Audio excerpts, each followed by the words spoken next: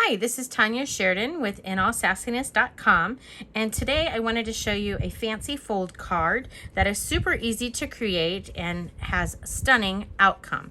So this card is a standard, the completed version is a standard 4 1/4 by 5 1/2, so an A2 size card. You'll see that it folds out one way and then folds out another way. So it's a great way to add some different patterns, different fun. Here's the same card, just a different variation. Looks like that. You'll see that it has, just a solid back on it. I did a couple other variances. This one with our Believe stamp. You can see it just really showcases, and it's just kind of fun and different, not your typical card. So here's this one. You could write here, or you could write on the inside flap, depending on the card itself. Here's another one. So these are all very similar, just different patterns showcased. Okay, so I wanted to show you how to create that and to give you the measurements so that you could create it yourself. So we're going to make a version of this one. I have all of the pieces pre-cut for us. So pull those out. You're going to start off with a piece of cardstock. Now, Close to My Heart's cardstock is double colored. So there's a light side on one and a dark side on the other. The dark side is actually the true color. So if you're looking at a color, that's how to tell the difference. This is our Bluebell color, and you'll see that it is cut 6 1/2 by 5 1/2. And we're just gonna score it. I've already scored it, but just to show you how easy it is.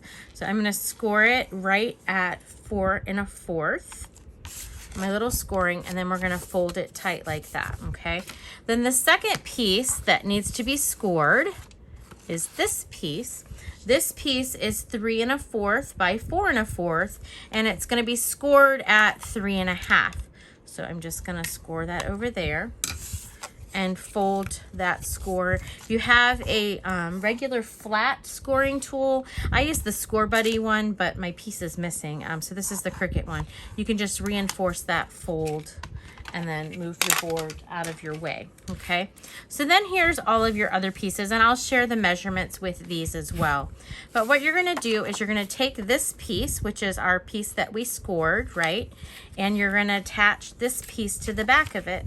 And so you can decide, you can see here I have the light, here I have the dark, whichever you want. So we're gonna do it that way. I am going to put my adhesive on the inside of this narrow part, and then I am going to glue it right to the center. Now, you can move it up or down if you want. If you wanted it to be down flush at the edge, you could do it that way, whichever way works best for you, okay? So you're gonna fold that. If it's not exactly even, just adjust it so that it is flush with the score, okay? Then what you're gonna do is you're gonna flip the whole thing over, and you want to cover this piece. And you don't have to use the same color. You can see that I did, but you don't have to. And that is just basically, it's gonna cover that. It's gonna make it secure and make it look nicer. So all three things at one time. And again, it's just a standard. I'm gonna use the regular color, not the light. And it just gives you a nice finish to your background. You don't see the seam, etc. And then you have these pieces just like that, okay?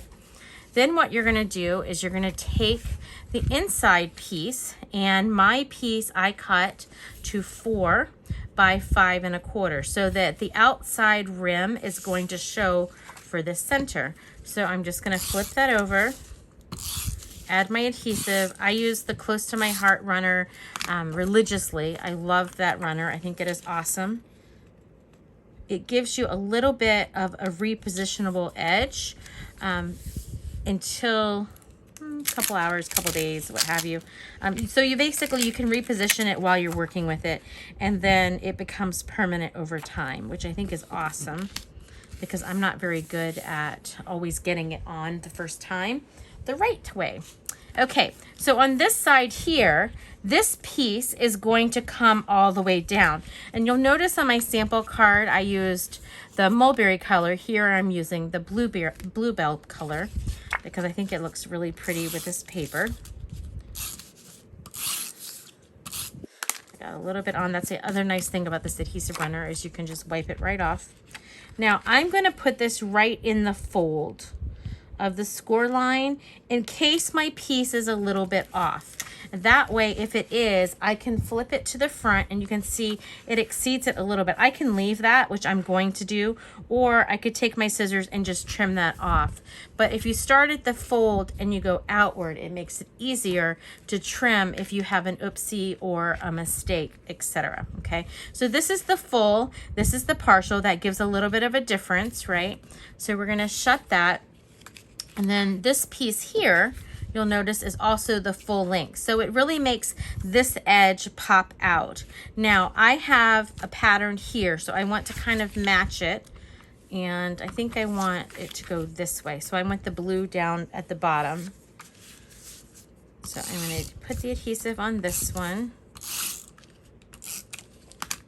And I want my blue towards the bottom. You could do whichever way you want. Again, I'm going to start at the seam or at the fold and go this way. That way, if there's an excess piece here that I need to trim, I can easily trim it.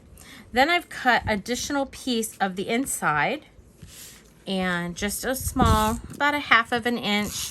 I actually cut this one to match the pattern. So they're not all exactly 1/2 inch because I didn't want to dip into the next pattern. We're going to put that right on the edge, and that creates a nice border so that when this flips shut, you still have that border, okay? Then you have this piece here, and you can decide if you want to pop it up on foam or do it flat. And I thought it looked much nicer on foam. It gave it a little bit more weight. And so I'm just going to take my foam all the way around. I use Close to My Heart's foam tape. I use the thin version. We have two heights. We have a thin and we have a regular. And the regular one is great, but I have fallen in love with the thin because it gives you a little bit of depth without becoming too bulky. So I'm going to remove the film.